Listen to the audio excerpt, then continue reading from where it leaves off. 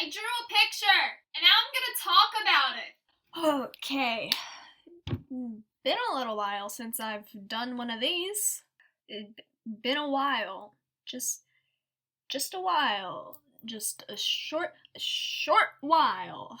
Well, in any case, hi, I like to make character designs, and this is one of them. This is Syzygy Evermore, a bard for D&D, and just so we're all on the same page, do not try and assign her a gender, okay, bestie? Thank you. Kiss kiss. He's for a steampunk campaign my friend is DMing, and hey, actually, let me ask if I can name drop my DM. Hey, can I say your name in my speed paint video? Question mark. Oh, she said yes. Cool. Hi, Spore. Hi. Hi, Spore. Hi. Hi. Anyway, okay.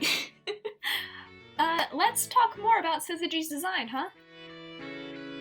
Before I dive into the details of this outfit, I would just like to say it is so hard to find character inspiration for steampunk outfits, like ones that aren't plain old suits or dresses. It is painfully difficult. All of the designs for women I saw were so because of that, a lot of this I just ended up playing by ear, just tossing buckles where I thought buckles would be nice, random brown straps, you know.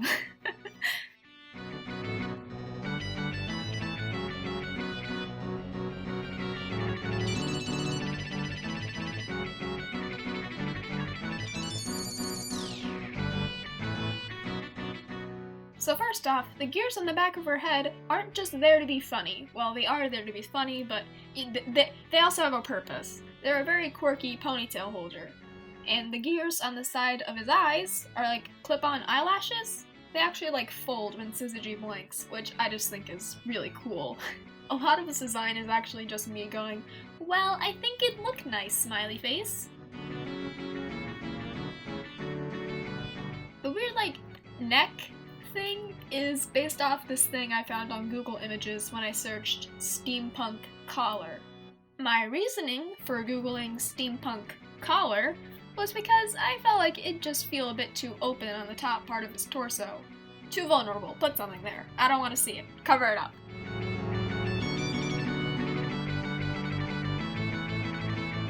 Moving downwards, we come to the corset of the outfit. I wouldn't really call it a corset, but that's the best word I can use for it. I'm not entirely sure what the ruffles across the chest are meant to represent. The way I imagine it working is that the red parts are like cut in this weird zipper-like manner, and the dark brown on the inside is a separate undershirt altogether. Originally, I had this weird string pattern on the front of the corset, but it looked so weird, and I ended up just replacing it with two funny buckles to make for a more cohesive design. And also, it'd be way easier to draw over and over again. Way easier to draw. But hey, that's an important part of character design. Simplicity where you can afford it.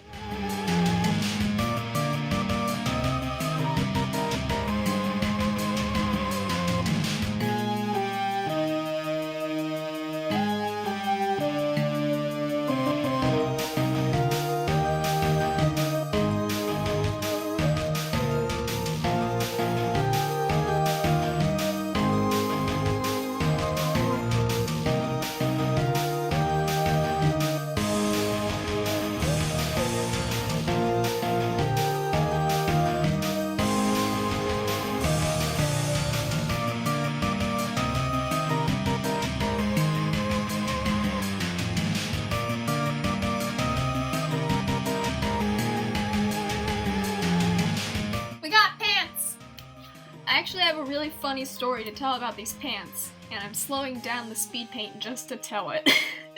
So basically, when I was sketching and still hashing out the design I wanted to have for Syzygy, the pants were just the bottom part, where the calves are. They didn't balloon out like that at the thighs. But when I was looking at the pants, I went, you know, she's looking far too Tumblr sexy man for my liking. I need to make these pants look stupid. And then I did. I made them look like pants a clown would wear. And then I put stripes on it, just for good measure, to make the most uncool pants possible. I mean, he makes it work wonderfully, but if anyone else wore those pants, stupid, idiot pants. Pants are dumb. Nobody likes you or your pants, idiot. You might see me a few times in the video going, whatever, fuck it, I don't care. And that's because I'd already spent so much time just sketching out the outfit and looking at bad references. By the time I got to drawing, I was just, whatever, I want to get this over with. God, you can tell it's a shoe? Vaguely? Good. I'm going home now. Bye.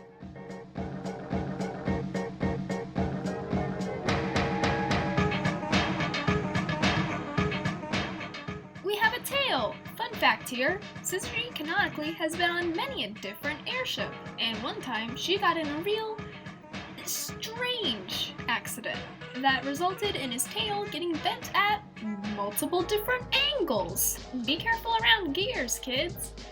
I ended up putting these golden clamps on the tail because I wanted to bring the golden jewelry into multiple parts of the design, and also it might help as protection for those more sensitive parts of the tail.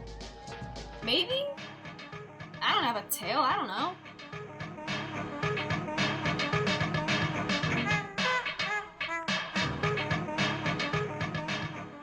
Up next, the shoes! These are bastardized spats. I don't even know if spats with heels are a real thing, but they are to me because this is my sandbox where I make the rules, and you can eat all the sand you want.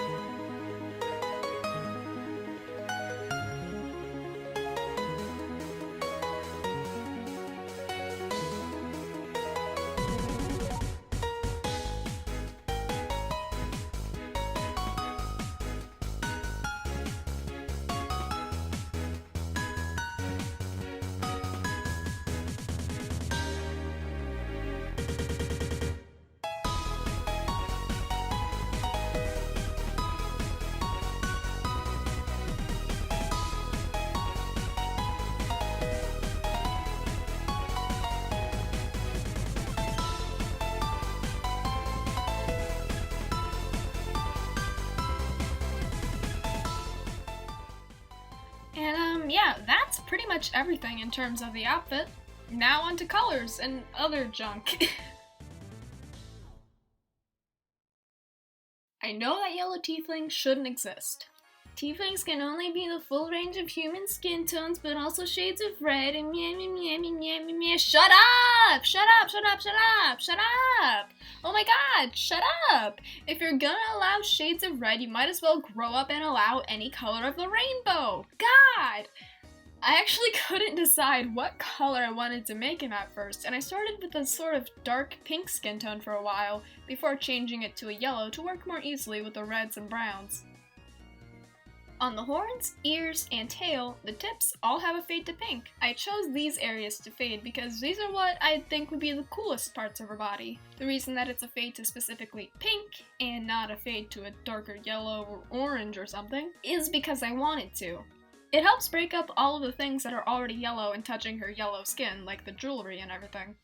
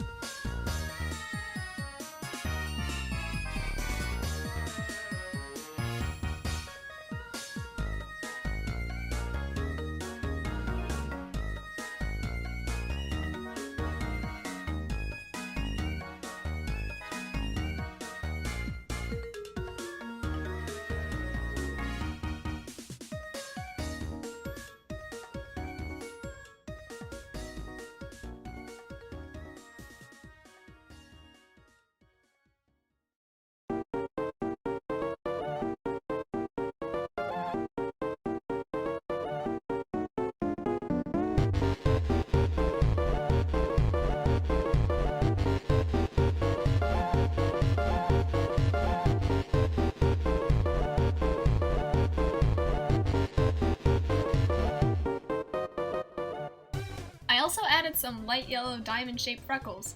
And my reasoning for that is I thought they would be cute, and I was right. They're adorable.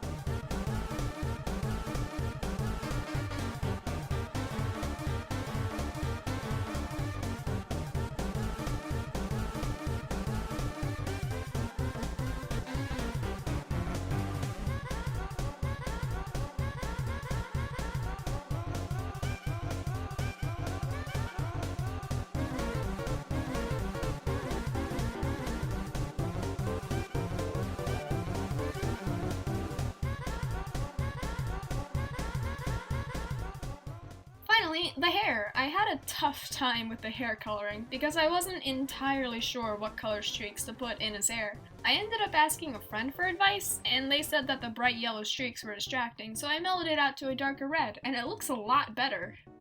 That's pretty much all I have in terms of colors and junk.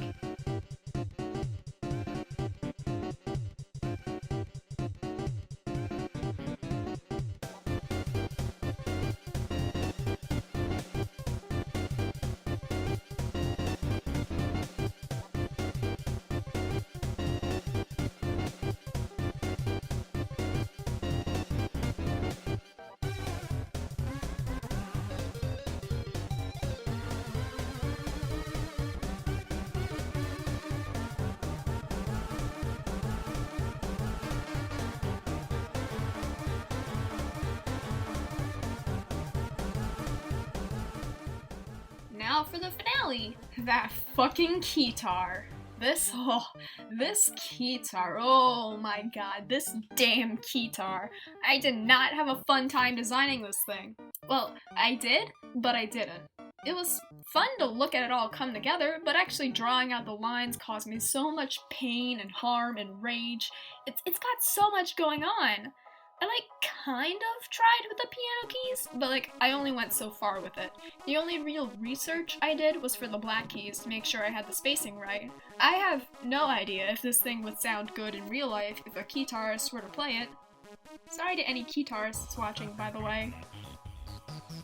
I added on organ pipes because I thought they'd look nice, but then I also added a clock that spins around whenever the guitar is played. I don't know what information it's conveying, I just thought, yeah, a clock. That seems steampunky enough. I'm not getting paid for this. The little buckle? Yeah, that's the same story. The only things that have any real meaning here are the red dahlias. The thematic reasoning I went with red dahlias was because their positive and negative meanings both really fit Syzygy. I love adding flower language to my characters. I hate drawing flowers. The positive meanings that fit Syzygy are creativity, inner strength, and change. The negative meanings that I think we all care about more than the positive meanings are betrayal, instability, and only a little bit of dishonesty. Just a little bit. And that's all I'm going to tell you about the thematic reasonings, because if I talked about anything else about Syzygy, I would be spoiling my other players, and I don't want to do that, so I won't. Oh yeah, and the design reason I went with red dahlias was because it was the first flower I could think of. The meanings just happened by pure coincidence, really.